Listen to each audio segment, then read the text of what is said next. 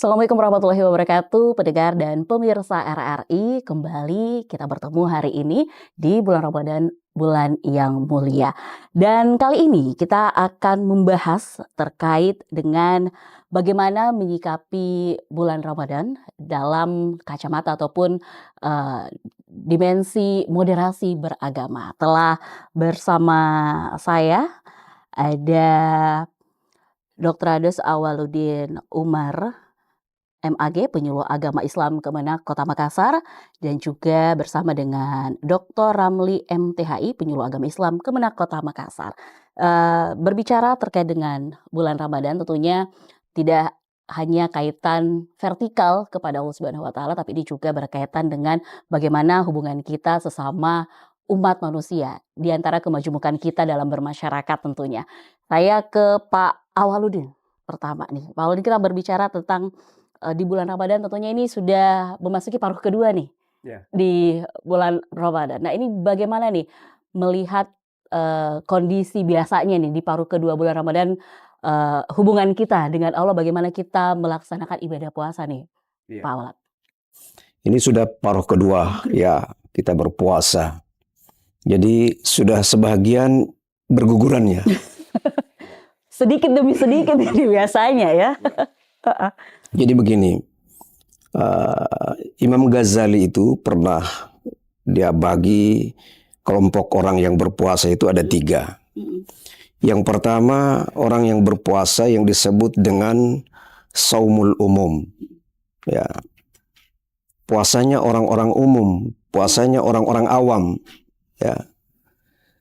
Kemudian ada puasanya orang-orang khusus. Ya. Saumul khusus, ya, puasanya orang-orang khusus. Kemudian ada juga saumul khususil khusus, puasanya orang khususnya khusus, istimewa khusus, ya. Khusus dan khusus lagi nih. Ya, khusus lebih khusus lagi. Ini lapis 3. Jadi kalau mau melihat tingkatan puasa yang dijelaskan oleh Imam Ghazali ini, Imam Ghazali membagi seperti ini. Kalau kita lihat puasa umum atau puasanya orang-orang awam, sudah jelas paruh kedua ini sudah berguguran, ya, sudah berguguran satu persatu, ya.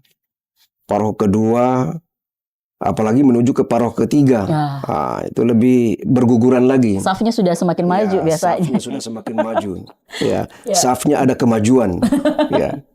Jadi kalau sudah, kalau kita melihat puasanya orang awam, maka dia hanya bisa menahan lapar dan dahaga saja.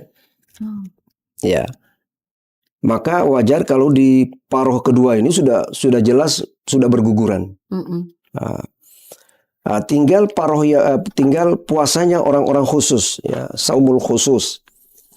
Puasanya orang-orang khusus itu tidak sama dengan orang awam tadi. Ini orang khusus, selain dia menahan lapar dan dahaga, menahan hubungan syahwatnya, tapi dia juga mampu menahan lisannya, perbuatan tangannya, tutur katanya, pandangan matanya, pendengarannya, langkahnya. Jadi seluruh tubuhnya ini dia puasakan. Selama bulan suci Ramadan. Tidak hanya menahan lapar dan haus. Tidak saja menahan lapar dan dahaga. Tapi orang yang berpuasa seperti ini juga kadang di paruh kedua ini sudah sebagian berguguran.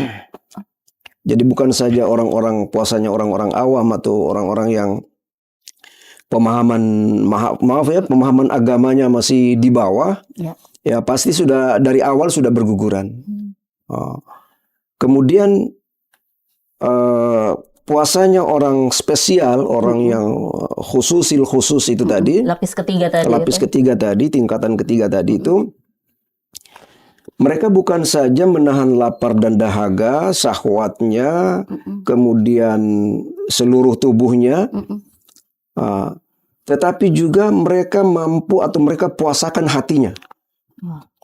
Ya, inilah puasa tingkatan tertinggi. Bahkan puasa orang yang khususil khusus ini, di dalam hatinya itu hanya ada satu, yaitu Allah. Kalau puasanya orang umum, orang awam, kalau dia makan batal puasanya. Iya. Puasanya orang khusus, saumul khusus, puasanya orang khusus, kalau dia tidak menjaga pandangan matanya, Batal. dianggap batal puasanya. Iya. Nah, tapi puasanya orang khususil khusus itu tadi, bahwa di dalam hatinya ini hanya ada Allah. Jadi kalau di dalam sedang berpuasa, lalu ada yang masuk di dalam hatinya selain Allah, batal puasanya. Ya. Itulah tingkatan puasa, tingkatan yang tertinggi. Dan itu tingkatan tertinggi ini sulit bagi kita. Ya. Ya. Kalau kita ke sejarahnya Rabi'atul Adawiyah, ya, dengan faham mahabbahnya, ya, faham mahabbah, itu dia bilang, ana uhibbuka hubbain. Saya mencintaimu dengan dua cinta. Cinta karena dirimu ya Allah, dan cintaku karena diriku. Nah, ketika dia dilamar, masalah ini hati tadi itu, ketika dia dilamar, Sofyan Sauria mau melamarnya, dia bilang Hasan Al-Basri. Hasan Al-Basri, ya, mau melamarnya, dia bilang di dalam hati ini tidak ada tempat kosong untuk manusia. Wah, agak berat gitu. Soalnya itu tidak ada ruang kosong di dalam hati ini untuk manusia. Sudah terisi penuh dengan Allah. Masya Allah. Ya. Bagaimana dengan cintamu kepada Rasulullah? Cintaku kepada Rasulullah itu seperti sebuah anakan sungai. Jadi sungai yang besar dari atas gunung ke laut, ada belokan sedikit, itulah cintaku kepada Rasulullah. Jadi untuk cinta manusia kepada saya itu, di dalam hati tidak ada ruang kosong untuk manusia.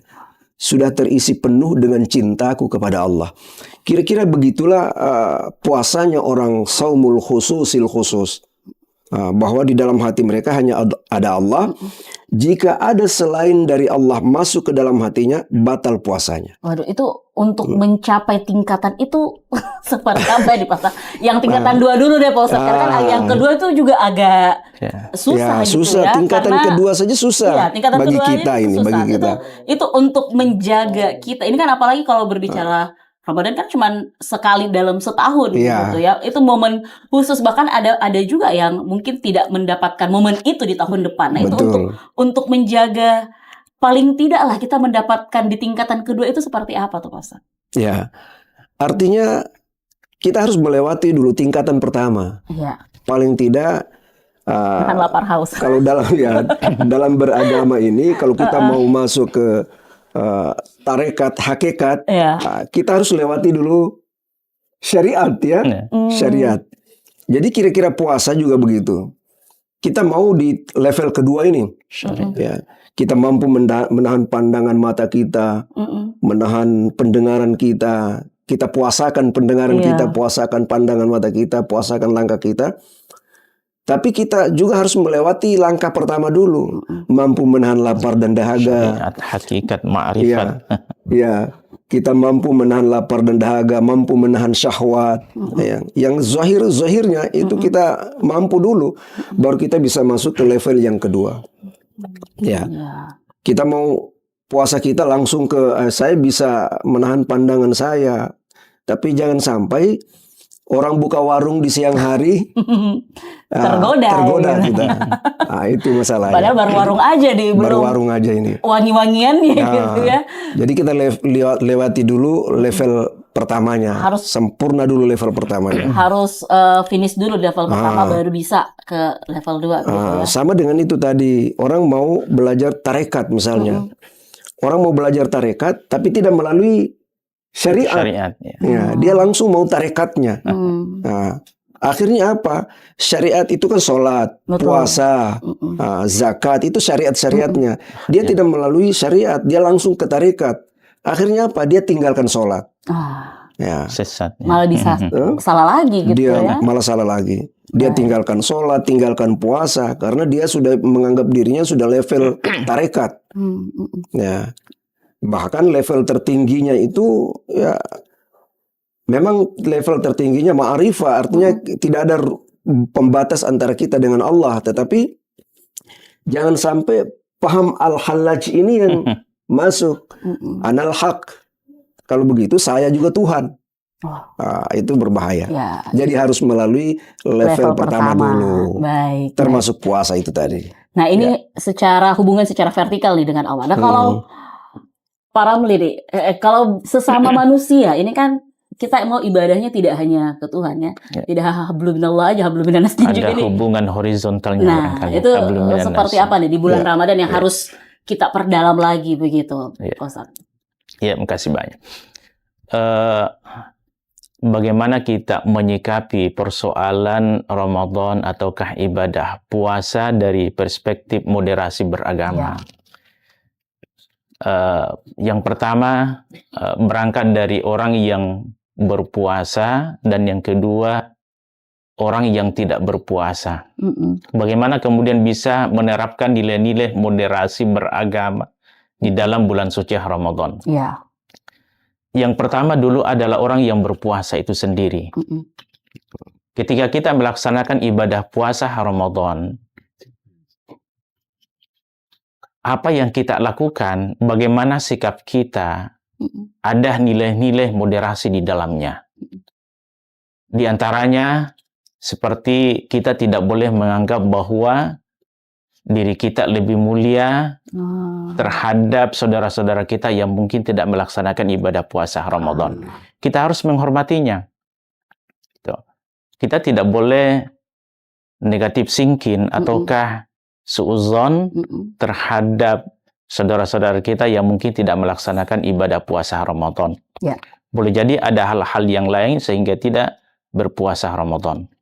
Itu yang pertama. Jadi orang yang berpuasa harus menerapkan nilai-nilai moderasi beragama terhadap di luar pribadinya. Kemudian yang kedua, bagaimana orang yang tidak melaksanakan ibadah puasa Ramadan?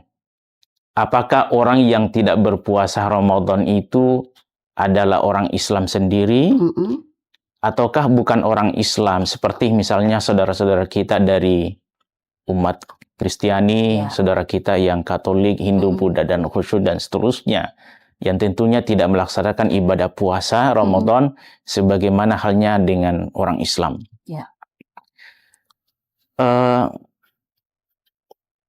Saudara-saudara kita yang tidak melaksanakan ibadah puasa Ramadan, bentuk moderasi beragamanya adalah tidak menampakkan hal-hal ekspresi sikap yang kemudian bukan bagian daripada ibadah puasa. Seperti misalnya merokok santainya di tengah jalan. Padahal ini kan bulan suci Ramadan. Ataukah minum, meskipun minum boleh ya, minum minuman yang enak, manis. Termasuk juga makanan dengan secara terang-terangan di depan orang-orang yang sedang berpuasa Ramadan. Itu kan tidak menghormati namanya. Jadi nilai-nilai moderasi beragama itu hilang. Gitu. Termasuk juga misalnya saudara-saudara kita yang saudara kita di luar daripada Islam, saya kira sangat penting juga bagaimana kita menumbuh kembangkan, kita saling menghargai, kita saling menghormati dengan tidak melakukan sesuatu yang mungkin bisa membuat ibadah puasa Ramadan saudara-saudara kita terganggu dalam bentuk apapun juga. Ya, termasuk sebagaimana yang dilakukan misalnya orang yang tidak berpuasa dari kalangan orang Islam itu sendiri. Gitu. Syariat agama Islam ini termasuk ibadah puasa bagaimana kemudian bisa menjadi rahmat, ada nilai-nilai positif, bukan hanya dinikmati oleh orang Islam, tetapi di luar juga daripada orang Islam. Dari segi aspek Ramadan euforia Ramadan. Suasana Ramadan, bagaimana kita memberikan kesejukan, memberikan manfaat pribadi kita. Saya kira Ramadan bukan hanya orang Islam, tetapi Ramadan juga termasuk di kalangan saudara kita di luar daripada yang menganut agama Islam. Baik. Di bulan suci Ramadan kan banyak snack-snack, banyak makanan-makanan, banyak takjil-takjil. Saya kira semua tidak ada salahnya. Siapapun juga bisa ikut bereforia dalam hal ini. Banyak saudara-saudara kita misalnya di luar dari agama Islam yang kemudian membagikan takjil. Saya kira itu sesuatu yang baik, sesuatu yang positif. Ada juga nih Pak Ustadz yang rame biasanya di bulan Ramadan ikut berpuasa. Ikut melaksanakan buka puasa bersama. Nah, itu coba-coba. Ingin merasakan ingin merasakan, meskipun barangkali dari segi aspek syariat hukum Islam bahwa kalau definisi puasa berkaitan dengan hukum Islam, yang melaksanakan ibadah puasa Ramadan itu kan hanya orang Islam. Tetapi saya kira tidak mengapa kita tidak bisa melarang kalau misalnya ada orang di luar daripada Islam ingin juga mencoba. Seperti apa sih rasanya orang Islam berpuasa Ramadan itu?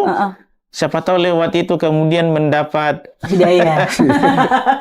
Mendapat Jadi hidayah dari Allah. Bergembira gitu, bahwa tidak hanya kita yang beragama Islam yang berpuasa yang menikmati momen-momen Ramadan, tapi juga teman-teman kita, saudara-saudara kita juga ikut merasakan bagaimana sih suasana Ramadan itu, bagaimana euforia Ramadan itu. Bahkan gitu.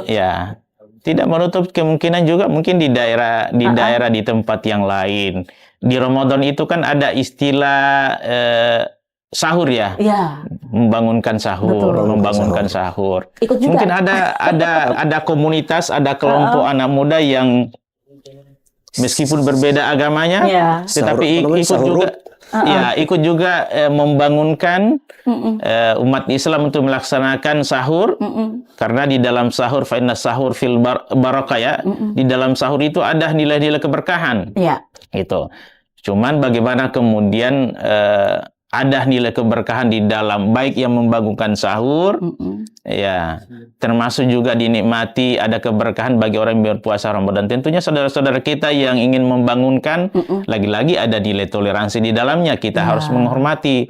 Jangan kayak terkesan membangunkan secara anarkis. Ini itu jadi masalah. Berbicara terkait ini nih, biasanya kan isu-isu yang cukup rentan nih ketika Ramadan, kayak tadi membangunkan sahur, tapi dengan cara-cara yang anarkis, mengganggu, penggunaan speaker masjid yang mungkin terlalu besar terlalu besar saudara-saudara kita yang lain. Nah, itu seperti apa? Kalau Pak Auladin sendiri nih, selaku penyuluh agama Islam sendiri melihat gitu, bagaimana sih seharusnya kita memanfaatkan momen ini tapi tidak mengganggu begitu. Itu kan kalau sudah menggunakan speaker dan segala macam itu kan biasanya ada juga tuh yang pakai seng. Pakai seng, betul. Nah itu ada yang pakai motor tapi knalpotnya tapi knalpotnya bising itu bagaimana tuh cara mungkin mengedukasi teman-teman itu di bulan Ramadan. Jadi begini, apa istilahnya itu, sahur on the road. Sahur on the road. Sahur on the road itu juga sebenarnya kalau kita berpikir ada baiknya, ada positifnya, ada juga negatifnya. Positifnya itu saya lihat sendiri ini, itu dia bawa makanan itu di mobil itu, yang ada yang open cup, ada juga truk itu dia bawa. Kemudian bagi-bagi makanan untuk sahur. Nah, itu ada positifnya. Tapi negatifnya itu ributnya itu. Nah, karena di dalam perjalanan itu tidak semua orang yang puasa, tidak semua orang bangun sahur. Terutama saudara-saudara kita yang di luar Islam itu. Nah, jadi mobilnya itu, speakernya itu dari segi negatifnya sangat mengganggu. Karena tidak semua orang yang bangun untuk sahur. Nah, kemudian hal seperti tadi, membangunkan sahur melalui speaker masjid misalnya. Nah, itu juga kalau di lingkungan saya itu kita sudah sampaikan, karena sebelumnya itu saya hadir pertama di tempat itu jam 3 dini hari. Kita ini kan punya rice cooker,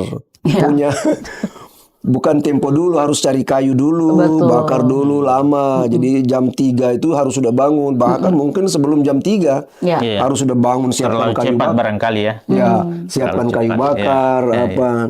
Nah, nanti di zaman kompor minyak tanah itu pun sudah membaik. Ya, ya. Nah, sekarang ini kan sudah ada rice alarm. cooker, sudah ada kulkas.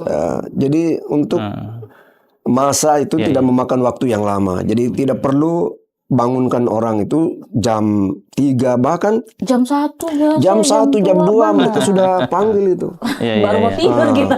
Sahur dengan speaker yang begitu keras. Sahur. Itu luar biasa. Ditambah lagi dengan anak-anak muda yang pakai seng-seng, pukul-pukul di pukul tiang listrik. Betul. Ini kan sangat mengganggu. Mengganggu lah. Tidak saja mengganggu orang yang tidak puasa karena masih tidur, kita yang puasa saja merasa terganggu. Betul. Iya. Bagaimana yang tidak puasa?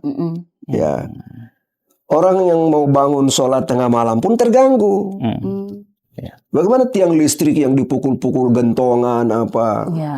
Nah, jadi ada, Apalagi sekarang sudah ada juga alarm ya. Jadi kita bisa apalagi ada alarm juga, ada alarm, ada maaf ya.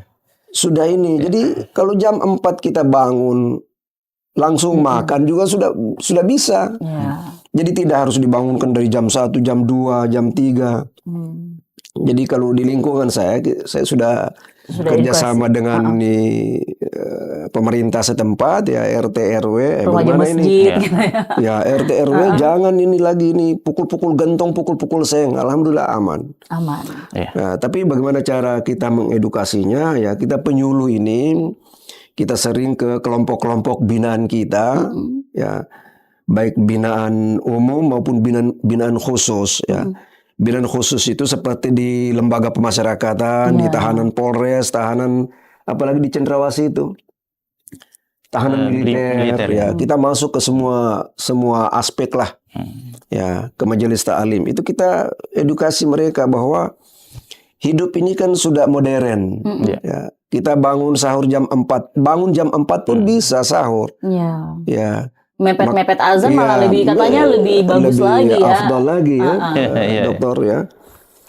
Ya, melambatkan sahur itu kan lebih afdal. Nah, ini jadi dibangunkan jam 1, jam 2 ini kita seperti hidup di tahun 70-an.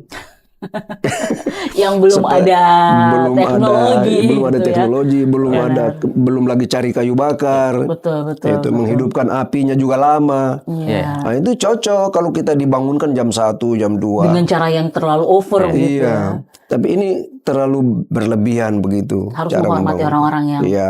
juga tidak berpuasa, harus ada aktivitas juga pagi hari. Bahkan kemarin itu kita itu dari Kementerian Agama itu mengatur sound system, bukan melarang sound system. Mengatur sound system itu kayak seperti apa? Mengatur volumenya, mengatur durasinya. Begitu itu maunya kita. Supaya semua tidak terganggu dengan aktivitas kita. Kan kita hidup ini lingkungan majmuk. Tidak mungkin kita muslim saja. Pasti ada teman-teman kita, saudara-saudara kita di luar muslim, ada di sekitar masjid. Yang saya anukan itu, ketika kita bangun masjid, renovasi atau kerja-kerja di masjid, mereka terlibat. Saling membantu. Mereka melibatkan diri, ikut kerja, angkat semen, skop itu. Lalu saat-saat tertentu kita ganggu mereka. Nah, ini kan tidak toleran namanya. Jadi ibadah puasa ini kan Islam ini kan rahmat ya. Jadi hadirnya bulan suci Ramadan ini sebagai rahmat lah. Rahmat bagi semua. Ya. Apakah Islam, orang yang berpuasa, tidak berpuasa, Muslim tapi tidak berpuasa, ataukah di luar Islam yang lagi tidak berpuasa. Bagaimana dengan hadirnya Ramadan ini membawa rahmat bagi mereka. Ya, tidak saja untuk orang yang berpuasa. Nah, isu lainnya lagi ini biasanya ini dari tahun ke tahun biasanya penutupan warung-warung. Nah, ini kan bisa dikatakan hampir setiap tahun begitu diadakan. Ini gimana nih Pak Ramli tanggapannya?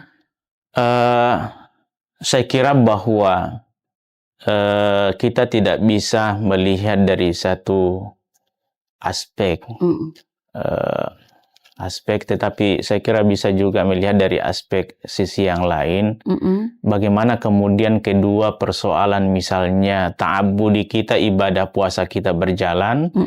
Yang kedua juga bagaimana mungkin aspek yang lainnya juga, aspek ekonomi, di mana saudara-saudara kita yang mungkin lewat pekerjaan warung itulah dia bisa melanjutkan, dia bisa memberikan makan terhadap keluarganya. Nah, oleh karena itu bagaimana kedua persoalan ini bisa jalan? Ya. Artinya ada manajemen yang secara proporsional bisa berjalan dengan baik. Seperti misalnya tidak secara terang-terangan berjualan sebagaimana dengan hari-hari di luar bulan suci Ramadan. Gitu.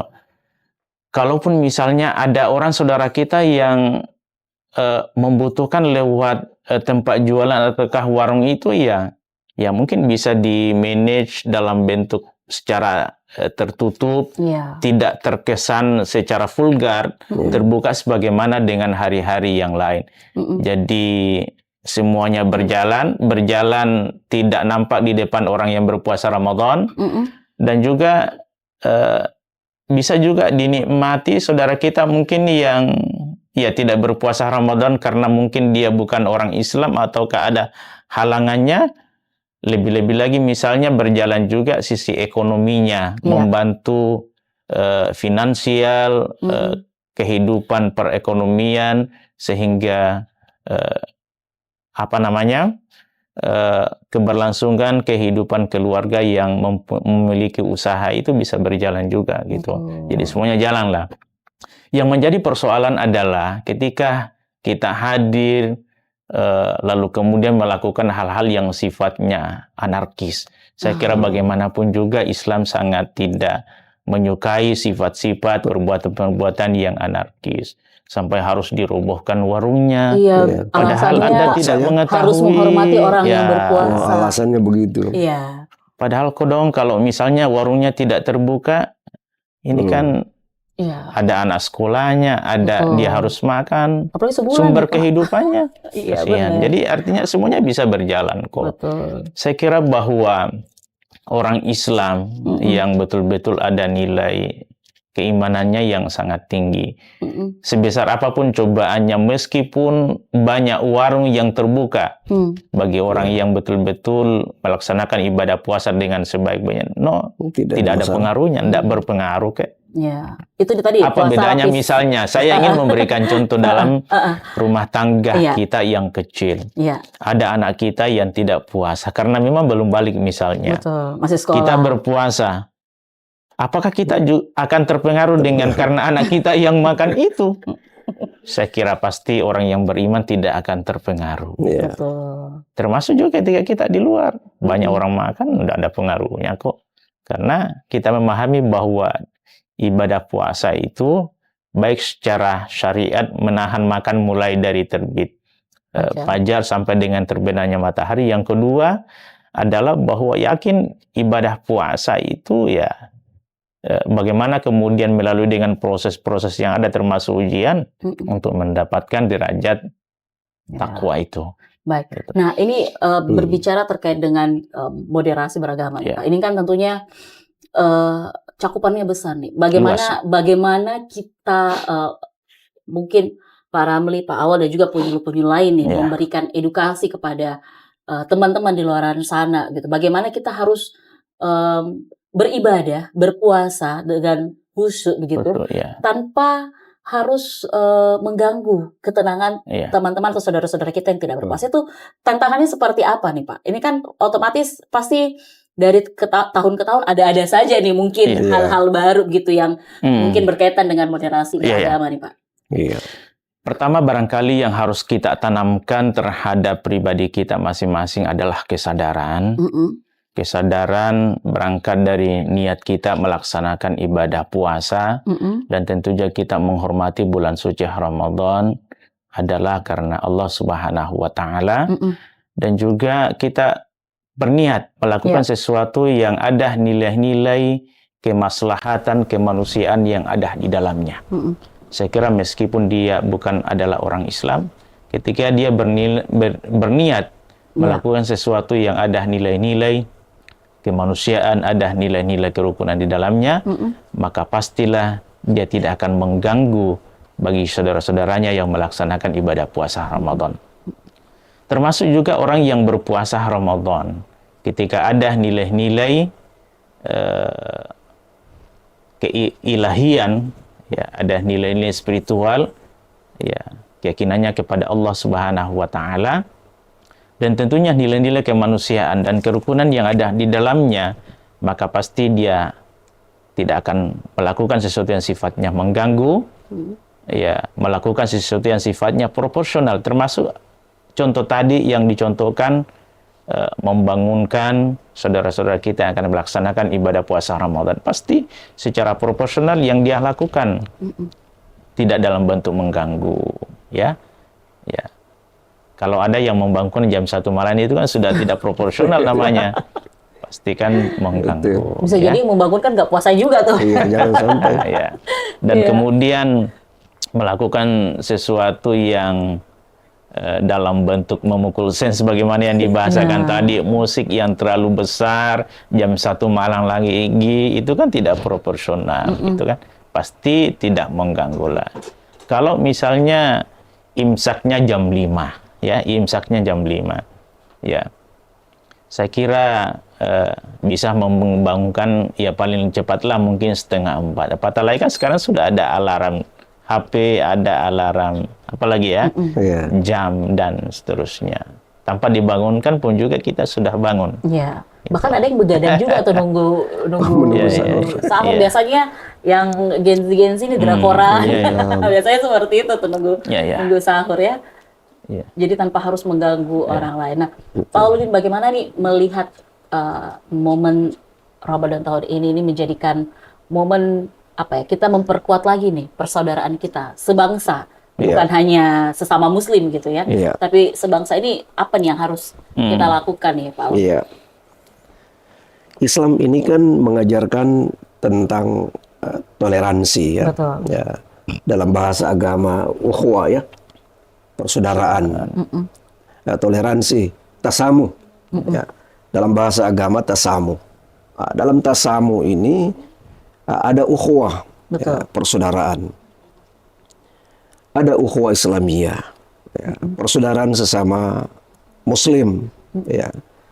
Jadi kalau persaudaraan sesama Muslim, Muslim yang berpuasa dan yang tidak berpuasa harus membangun toleransi di sini.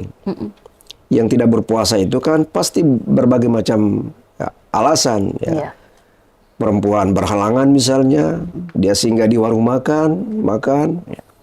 Orang yang meskipun itu laki-laki, dia makan di warung makan, kita lihat, siapa tahu dia sedang dalam perjalanan. Jadi kata Pak Dokter tadi itu harus positive thinking. Ya. Kita harus berhusnuzon, berbaik sangka bahwa ini laki-laki, kenapa dia makan di warung makan ini? Jangan sampai dia dalam perjalanan jauh. Ya. Jadi orang yang perjalanan itu kan orang sakit, siapa tahu sakit, dia butuh makan. Kalau menu masakan di rumahnya barangkali kurang tidak sesuai dengan seleranya, dia harus cari coto di luar misalnya. Atau mungkin nggak masak juga, ke perantau biasanya kan kayak gitu. Orang dalam perjalanan kan nggak masak. Jadi ada beberapa golongan yang boleh berbuka puasa, ya, dalam perjalanan sakit. Itu kan jadi berpositive thinking, berhusnuzon, berbaik sangka. Kemudian apa tadi itu pertanyaannya tadi apa? Meningkatkan persaudaraan sebangsa. Jadi Islam ini kan mengajarkan tentang ukhuwah Islamiyah, persaudaraan sama Muslim. Kemudian ukhuwah insaniyah, persaudaraan sesama manusia. Jadi kalau kita ini berpuasa, saudara-saudara kita, teman-teman kita yang di luar Islam tidak berpuasa, ya kita harus toleran juga. Bahwa dia boleh berbuka, dia boleh makan. Jadi harus timbal balik, ya, kita menghargai dia tidak makan, dia juga menghormati kita yang lagi berpuasa. Jadi sudah dijelaskan Pak Dokter tadi. Saling menghormati, saling menghargai. Kunci dari moderasi itu, ya Pak, ya. Kunci dari toleransi dan Ramadan. Kemudian toleransi antar umat beragama itu tadi. Jadi toleransi ini di masa dulu itu kita pahami ada 3 itu, toleransi antar umat seagama, yang puasa dan tidak puasa sesama muslim, ya berpositif thinking lah, Ya. berbaik sangka, berhusnuzon. Kemudian ada toleransi antar umat beragama, ya.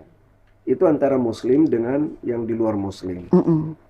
Bagaimana kita terapkan toleransi antar umat beragama di dalam bulan puasa ini? Yang tidak berpuasa, saudara-saudara kita yang di luar Islam menghormati orang yang berpuasa. Jadi kalau tadi itu ya boleh merokok, silakan merokok, tapi jangan sampai merokok di depan orang yang berpuasa. Sengaja gitu ya. Di tempat-tempat umum. Saya nggak puasa nih. Jadi apa namanya, demonstratif lah. Ya. Demonstratif. Nah, ini kan tidak bagus.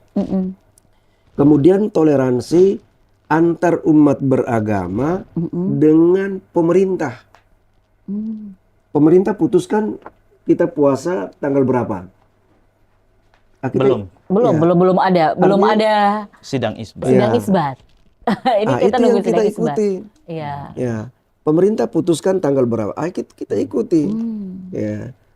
Atiullah wa atiur rasul wa ulil amri minkum. Taatilah Allah ya ayyuhalladzina amanu atiullah wa atiur rasul wa ulil amri minkum. Orang-orang yang beriman, taatilah Allah, taatilah Rasul, dan ulil amri, pemimpin. Jadi kalau momen Ramadan ini kita membangun toleransi, toleransi antar umat beragama dengan pemerintah, nah, salah satunya melalui keputusan pemerintah, puasa tanggal berapa, nah, kita ikuti. Itu adalah salah satu bentuk toleransi kita kepada pemerintah. Pemerintah memberikan aturan, larangan, atau anjuran di bulan suci Ramadan. Nah, kita bersinergi. Sebagai umat bersinergi dengan aturan-aturan yang dikeluarkan oleh pemerintah. Demi untuk kebaikan bersama. Untuk kebaikan bersama. Contoh kemarin itu, ada larangan petasan. Kembang api juga ya? Iya, tahun baru itu. Petasan kembang api tahun baru. Artinya kita ini kan mayoritas, kita sebut kebanyakan muslim ya, tapi dia taat kepada pemerintahnya. Akhirnya tahun kemarin, tahun baru itu kurang kembang api, kurang adanya petasan. Nah, ini adalah bentuk toleransi umat beragama atau umat manusia, bangsa ini terhadap pemerintahnya, terhadap negaranya. Baik. Nah, begitu pula dalam bulan Ramadan ini. Baik. Nah, ini kalau di bulan Ramadan seperti ini, apakah dari Kementerian Agama sendiri nih, Pak Ramli, Pak Awal, ada mungkin anjuran-anjuran untuk, kan biasanya khutbah gitu, apakah itu diatur juga yang terkait dengan moderasi beragama atau seperti apa biasanya? Ada. Ya. Di Kementerian Agama biasanya itu ada momen-momen tertentu. Ada momen-momen tertentu membahas persoalan-persoalan yang aktual, bukan hanya pada persoalan bagaimana kemudian merajut kebersamaan di dalam ibadah puasa Ramadan, bagaimana kemudian menumbuh kembangkan sifat moderasi atau toleransi di dalam Ramadan. Bahkan di luar daripada persoalan itu ada khutbah-khutbah seragam yang dikeluarkan oleh Kementerian Agama, termasuk misalnya persoalan ekoteologi.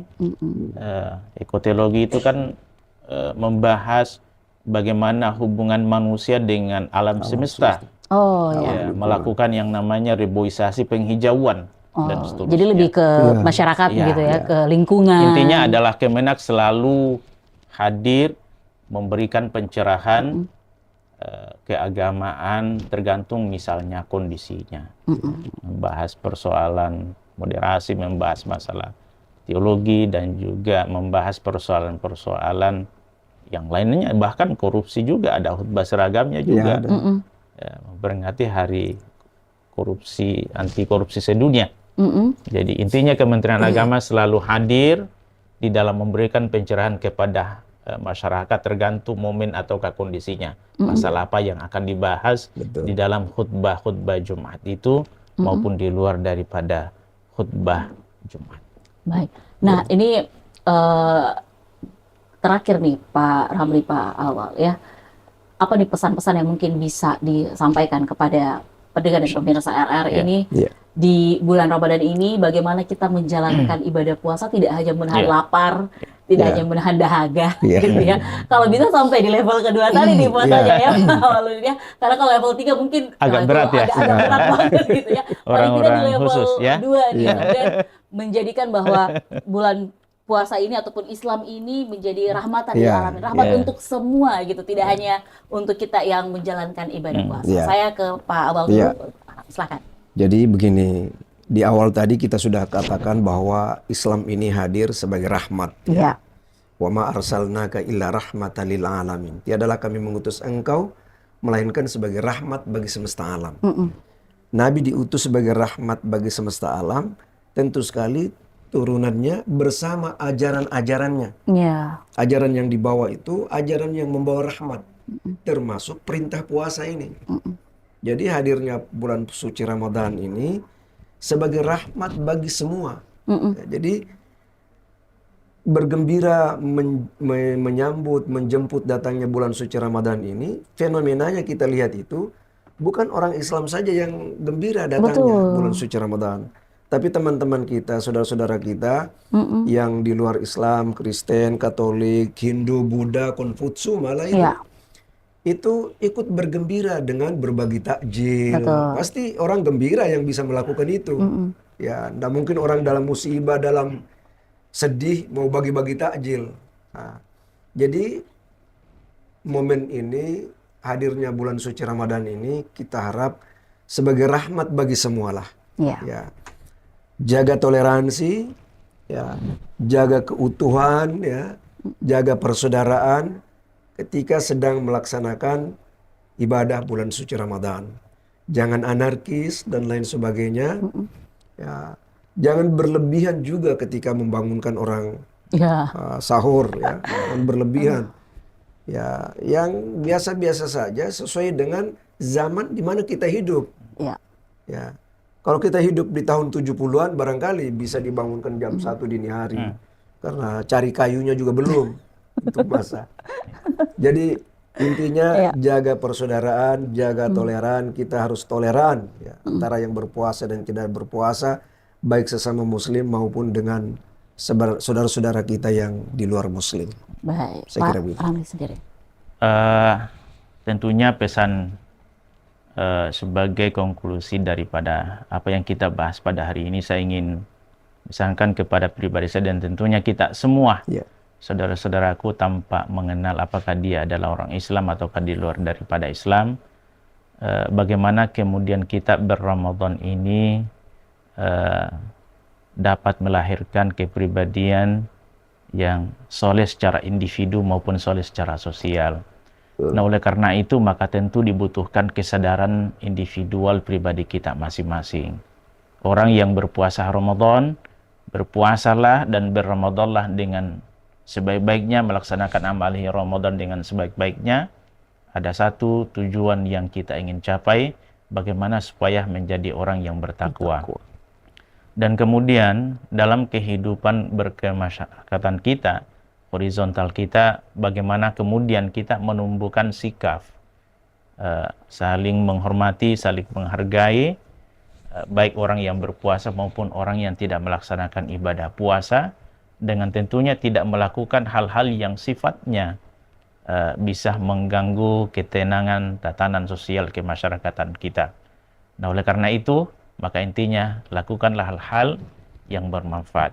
Khairun nasi anfa'uhum linnas, sebaik-baik manusia adalah orang yang mampu melakukan sesuatu perbuatan yang bermanfaat kepada orang lain. Lakukan sesuatu yang bermanfaat bagi orang yang berpuasa, dan tentunya bermanfaat kepada orang yang tidak melaksanakan ibadah puasa karena sesuatu hal. Mudah-mudahan keberkahan Ramadan dan segala macam bentuk amaliyah Ramadan di dalamnya hadir di dalam kehidupan kita semua tanpa mengenal siapapun orangnya, meskipun berbeda agama yang dimiliki. Karena memang ibadah syariat termasuk ibadah puasa memberikan rahmat kepada manusia, seluruh manusia itu sendiri. Terima kasih banyak. Baik, dan kita harapkan di sisa Ramadan ini kita tidak hanya mendapatkan menahan lapar dan dahaga gitu ya, tapi kita bisa mencapai kesalehan level kedua ya, kesalehan diri dan juga kesalehan sosial, saling menghargai antar umat beragama seperti itu ya. Baik, sekian pemirsa dan pendengar RRI, selamat menjalankan ibadah puasa. Assalamualaikum warahmatullahi wabarakatuh.